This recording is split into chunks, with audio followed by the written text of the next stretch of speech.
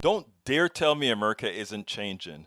Don't dare tell me that people aren't becoming more aware. Don't dare tell me that our young people, the ones that are coming up now, or millennials, or Gen Xers, or and all these other, or Gen Zs, don't tell me that they don't see the real picture, because I tell you what, that's who I work with the most.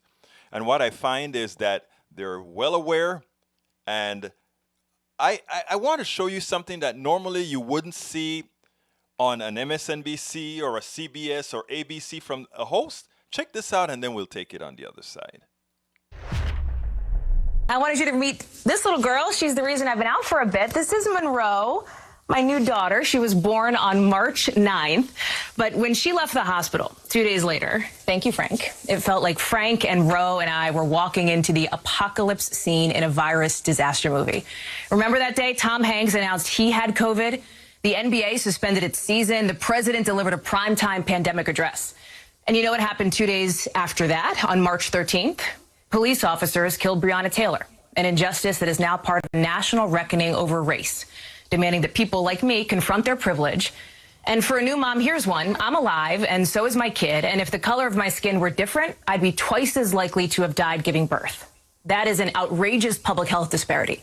And so are the disparities we're seeing with the coronavirus. All of which is to say, that week in March changed my world, sure, but it changed everybody's. And the question has been and is now how we handle it.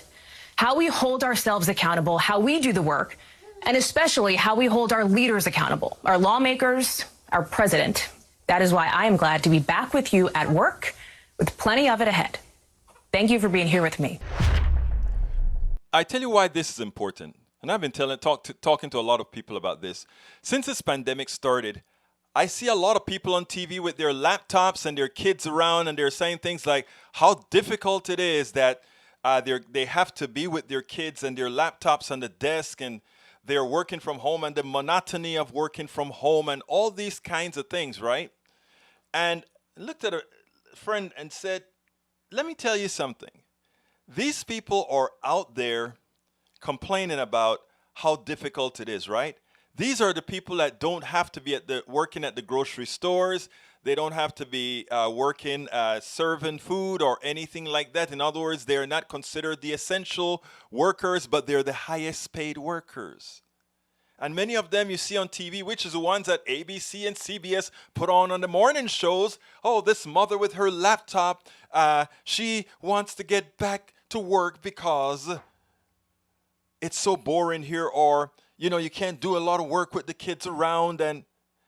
And then I saw this today when Hallie Jackson comes out. She was on maternity leave. She got good maternity leave. She got good care for her kid. And she didn't come out and say, I am glad to be back because, you know, it's time to be back or anything. In other words, she wasn't just self-serving. She saw her privilege.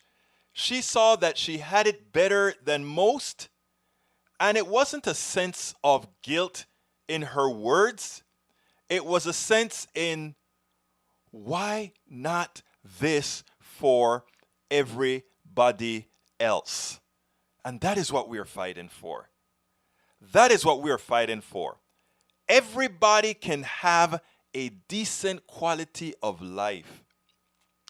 If we didn't allow the type of gradation that we have, where you have a 1% that is taking just about everything, within the 9% that's the guarding the gates to make sure that they are protected. We pay them very well to keep the super well paid and the pilferers protected.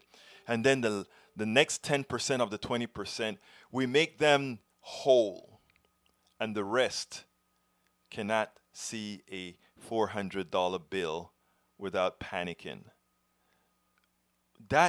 What Hallie Jackson, I know Hallie Jackson she probably was not thinking a whole lot of what I'm saying right now.